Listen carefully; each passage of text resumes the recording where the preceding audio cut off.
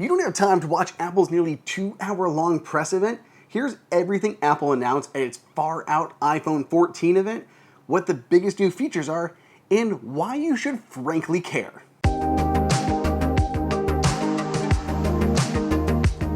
Welcome everybody to Apple Insider. It is Andrew here, and I'm going to be running down a lot of new products.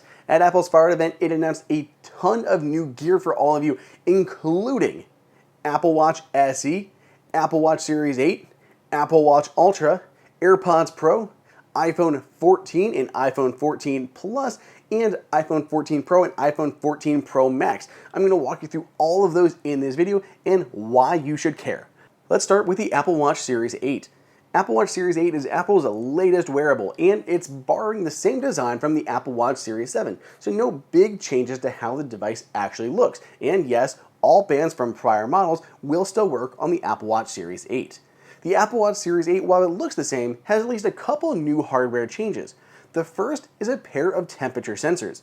There are two sensors, one facing your wrist and one facing just out from the screen to collect the ambient air temperature. This can be used for a bunch of different stuff, but it's particularly useful for overnight when you wear your watch to bed. While sleeping, it'll sample your body temperature every 5 seconds and is accurate to 0.1 degrees Celsius. It's able to then plot that inside of the Health app. This can be useful for anybody and can change based on a number of factors, including jet lag or drinking alcohol. But it's also useful for women who are using the Apple Watch for cycle tracking. Things like temperature can come into play when tracking things like ovulation, which is another new feature for Apple Watch Series 8. The cycle tracking app will now be able to retroactively tell you when you may have had an ovulation day. It'll show up on the Apple Watch inside of that cycle tracking app or in the Health app over on your iPhone. Additionally, Apple has improved the 3-axis gyroscope and has a new accelerometer inside the Apple Watch Series 8 that it's used for crash detection. It'll combine the sensor along with the barometric sensor, which can detect pressure from an airbag going off, the microphone, which can detect actual noise from a crash, all those combined with the new sensors to detect when you've been in an accident. It can then automatically alert emergency services and your emergency contacts with things like your location and what happened, all right there from your wrist. It'll work in tandem with the new iPhones as well. Apple's also touting improved battery life, but not in the way that you may think. See, with watchOS 9, Apple's adding a new low power mode. This is different from the power reserve mode that Apple Watch already had. With watchOS 9, this feature will come to other Apple Watches besides the new Apple Watch Series 8, but it is still really useful. It can extend your battery life up to 36 hours on a single charge. It disables things like the always-on display to help conserve battery life for longer, but still maintaining things like activity tracking and fall detection. Apple has also updated the Apple Watch SE to include new features in a redesigned case, and it includes new features such as crash detection, and it comes at a new lower price of $249. That brings us to the biggest news for Apple Watch users, which is Apple Watch Ultra. What was predicted to be called Apple Watch Pro is a new high-end version of Apple Watch that'll run you $800, or $799 if we're going to be specific. It's made out of aerospace-grade titanium, and Apple has ditched the titanium version of the regular Apple Watch Series 8. This new ultra-rugged version of Apple Watch has been tested to extreme temperatures, both high and low, and can even be used for recreational scuba diving. In partnership with Oceanic, there's the Oceanic Plus app, which does require a subscription, allowing you to go scuba diving up to 40 meters with your Apple Watch, though it is water resistant all the way down to 100 meters. The Apple Watch Ultra has a redesigned body with a new, larger screen that's also even brighter. It has raised edges around the side, which can be important when you're doing activities because the screen is completely flat, so if you bump it into something, there's a much lower chance that something could happen and damage that sapphire crystal display.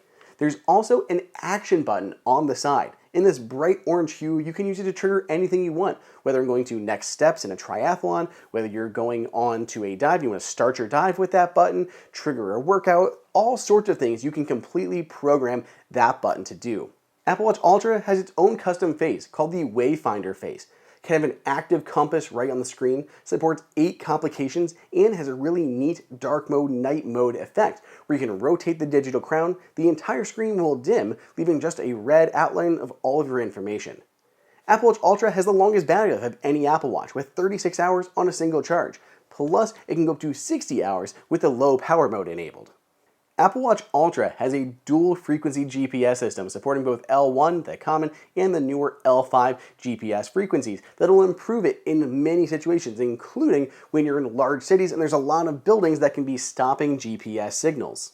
Apple Watch Ultra will be launching with 3 different bands that you can choose from. There's a trail band, there's the alpine band, and there's an ocean band, all that are designed for the terrain they would primarily be used in. Then we have the AirPods Pro 2. AirPods Pro 2 have quite a few upgrade features, including up to twice the noise cancellation. These new AirPods Pro also boast improved battery life, now offering up to 6 hours on a single charge or 30 hours total if you combine it with the case. That's up to 6 hours more than the last generation AirPods when you're talking about the total battery life stored in the case. And as we're talking about battery life, the new AirPods Pro can be charged just using an Apple Watch charger. Just place it on that puck, same as you would your Apple Watch, and you can charge that way if you don't have an iPhone charger or a Lightning cable available. AirPods Pro include the H2 chip, which gives them overall better performance, better sound. There's a smaller, extra small ear tip that will improve passive audio for a wider range of ears. The controls on the side have been updated, so now there's a capacitive layer so you can use to slide up and down and control things like volume, which has not been possible on AirPods Pro before. Looking at the case now supports precision finding, so you can use it just like you would an AirTag to find the case. The case has built-in speakers that you can use to emit a noise when you're trying to find the case, and there's a hook for a lanyard that you can use to attach to this side so you can keep them on your wrist without having to attach an extra case. Then there's the iPhone. Apple is introducing 2 sizes for iPhone 14, the 6.1-inch iPhone 14 and the 6.7-inch iPhone 14 Plus. The iPhone 14 Plus is the same size as the iPhone 14 Pro Max, 6.7 inches, just without the Pro features. So it's bringing that longer battery life and larger screen to a more affordable audience. Headlining features of iPhone 14 include the upgraded A15 Bionic processor. Apple's using the same one from the iPhone 13 Pros, which had an additional core in the GPU. So it's a 5-core GPU in the A15 Bionic here. Additionally, Apple is improving the camera, both hardware and software. There's new changes such as a larger sensor for the wide-angle lens, but there'll be improved low-light performance across the board thanks to changes in how Apple is applying deep fusion for mid to low-light photography. It's happening earlier in the process, allowing Apple to keep more details that it was otherwise losing when it was compressing the image before applying that deep fusion tech. The front-facing camera is getting upgraded with autofocus built in as well as a new f1.9 aperture. Finally, for the cameras, Apple has a new action mode that's kind of like a gimbal without actually using a gimbal. So great stabilization when moving your camera around and capturing video. The other 2 big features for iPhone 14 includes emergency SOS features via satellite. So if you are stranded somewhere, you don't have cell signal, you can still rely on a satellite connection to be able to text and get emergency help wherever you are. And it has crash detection. Using similar to sensors to what Apple is using on the Apple Watch, it's able to detect when you've been in an accident, pop up on the screen with an alert asking if you are okay or if it should call emergency services, and if you don't respond, it will call emergency services for you and send them your location. Personally, I'm most excited for the iPhone 14 Pro.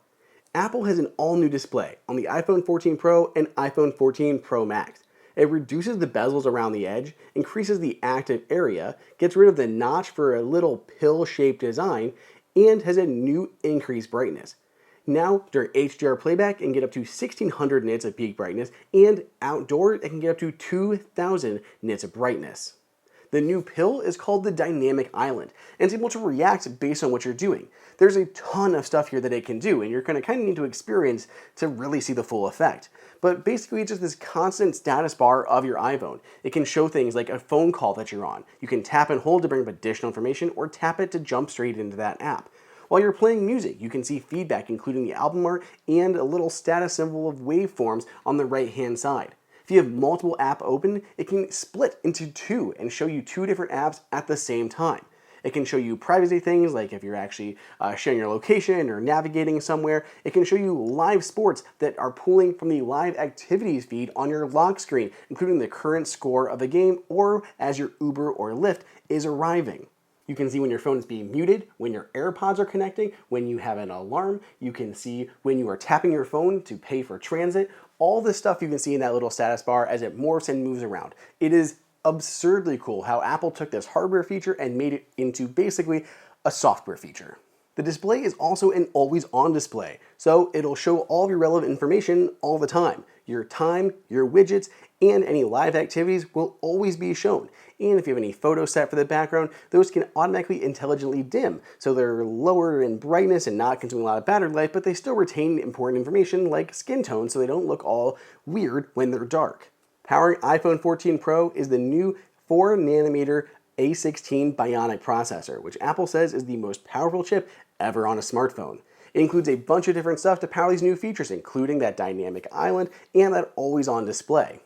Has a more power-efficient performance core as well as efficiency cores, and has 50% more memory bandwidth. Apple has a new 48-megapixel wide-angle sensor on the camera. Apple uses pixel binning to combine 4 of those pixels into one superpixel that's able to get great low-light performance. Low-light performance is greatly improved across the board with the iPhone 14 Pro line.